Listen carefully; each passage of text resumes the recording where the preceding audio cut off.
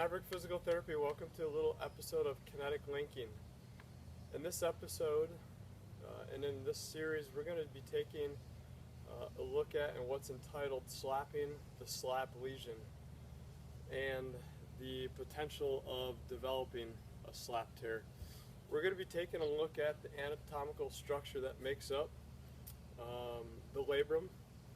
We're going to be taking a look at potential causes with an integrated like perspective, and we're going to take a look at in further episodes, and I'm going to share with you some progressions that I would hypothetically implement based on the uniqueness of that individual. And notice I did not say protocols, because we do not use protocols. Protocols are very demeaning like suggestions that are given to us from physicians with regards to how the rehab / movement process should take place, when what they learn is built on and designed from a cadaver and textbook classroom. It's not movement science based, it's not biomechanically truth driven, and it's not three-dimensional driven. So we will be looking at the physiological process of the collagen reproduction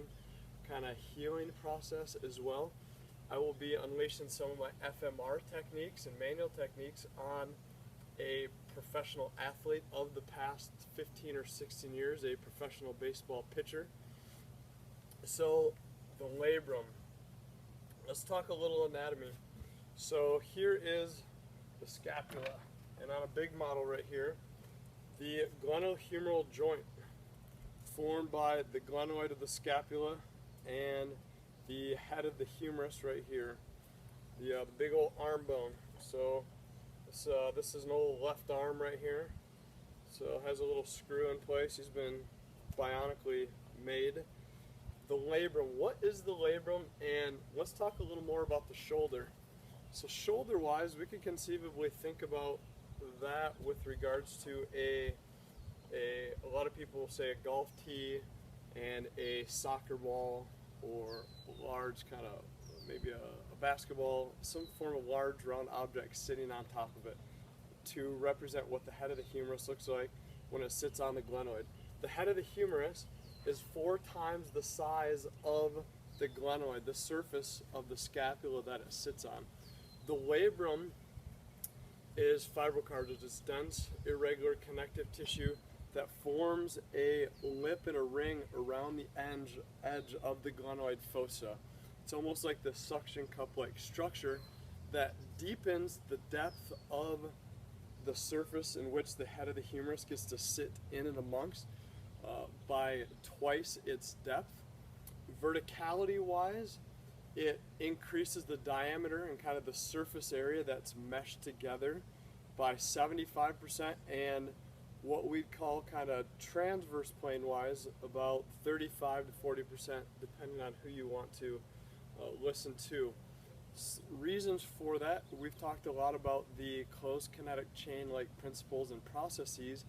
I would suggest we head back into some of those further episodes in which we talked about that, to get a better understanding conceptually of all these co-contractions. We have 17 muscles that attach to the scapula.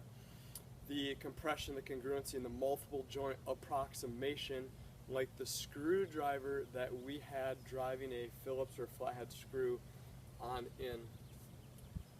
With regards to the labrum, then, so we've talked about the arm, we've talked about kind of the depth that it provides. The superior labrum, so 10 o'clock to 2 o'clock on a clock, is considered kind of the superior labrum. The superior labrum is much different than in ways than the inferior labrum, in that the superior labrum is quite loosely kind of positioned to the glenoid, in which the inferior is a lot more solidly kind of anchored and attached. And when we think about that from a biomechanical standpoint, it makes sense that this hammock-like structure that makes up the inferior glenohumeral joint capsule, the inferior glenohumeral joint ligament, with the labrum needs to be more readily attached, due to the fact that we do a lot of things in overhead-like positions in which the elbow with relation to the shoulder and the humerus in relation to the scapula and the T-spine is in a position in which we need to be able to drive and accept the load of the head of the humerus down into those bottom-like canopy-like structures. 50% of the long head of the bicep meshes into the superior labrum, which then, from an anatomical perspective, we have this superior, so this top, this middle, and this inferior glenohumeral joint ligament, which makes up the joint capsule itself. That infuses into the superior labrum as kind of a rich and a dense anchor point. Inferior, or the short head of the biceps tendon, come off this coracoid process and will anchor into the bicep as well. Big key point in terms of its positioning right here on the scapula, and using that as a form of kind of loadability and dynamic stabilization.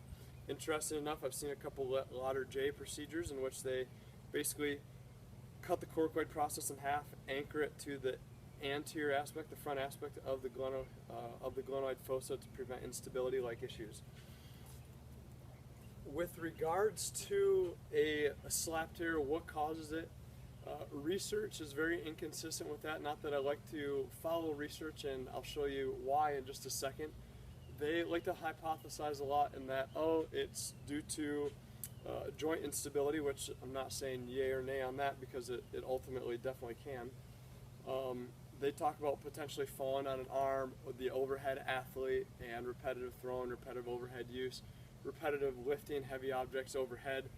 I think that structurally, cause and symptom and cause and effect, that the effect of something such as a slap tear, and we'll go into the 4 dimensions of the differences of a slap tear in a second as well, are brought on and caused by things occurring somewhere else in the system. So let's get this straight first and foremost. Although the slap tear, there's a lesion of the superior labral anterior posterior, almost like an orange kind of peeling back, even though there's an injury to that site, we need to look bigger to that so that we get to the root of the problem. It's like cutting a root down in the garden. If all we do is chop off the top, the root is still inserted, it's going to grow back.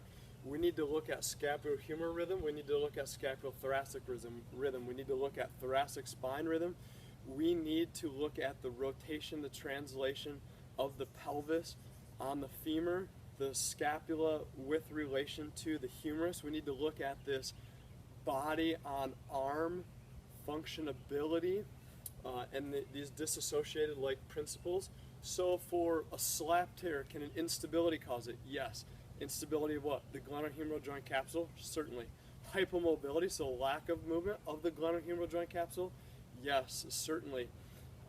Tendinopathy related issues of the long head of the biceps tendon, the rotator cuffs? Certainly. We need to look at and be cognizant of, has there been reactive, disrepair, degenerative, like tendinopathy, kind of past historical like things taking place in that individual. We need to take a look at your impingement related stuff. We need to look at coracoclavicular, acromioclavicular joint related injuries and pathologies pertaining to chronic inflammation that builds up, that creates more tissue as a compensatory like mechanism, and that gunks things up and becomes quite fibrotic, tendinopathy, failed tissue healing.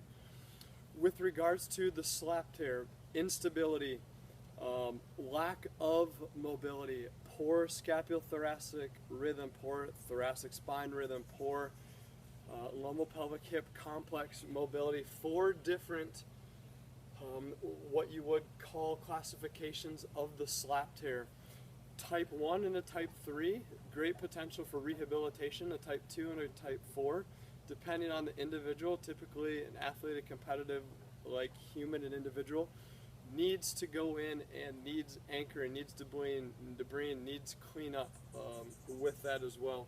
So prognosis to heal from these determined by the comorbidities of the individual.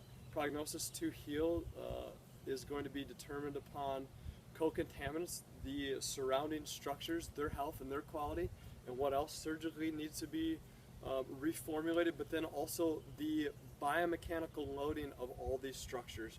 A type 1 is going to be a fraying of the superior labrum, so we're talking about the slap tear, a little fraying of the superior labrum in its insertion point in the superior glenoid fossa, with a good anchor point yet of the long head of the biceps tendon. A grade 2 slap tear is going to be a fraying, and it's the most common, this fraying of the superior labrum with a detachment of the labrum and the biceps tendon from the superior glenoid fossa.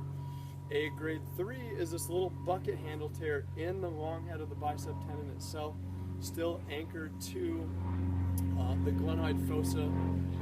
Wait for the plane to pass them by. A grade 4 is this bucket handle tear that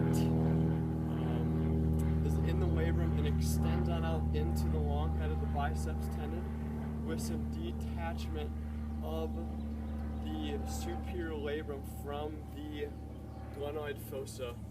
Tests and such that I like to go after. I love to go after the speeds, the O'Brien's test, the biceps tension, the biceps load 1 and 2, the crank test.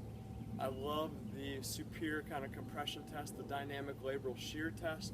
I will go after some of Stanley Paris, just really basic, some MSTTs for some irritability of the bicep itself with some elbow flexion, with some supination. When we look at the distal insertion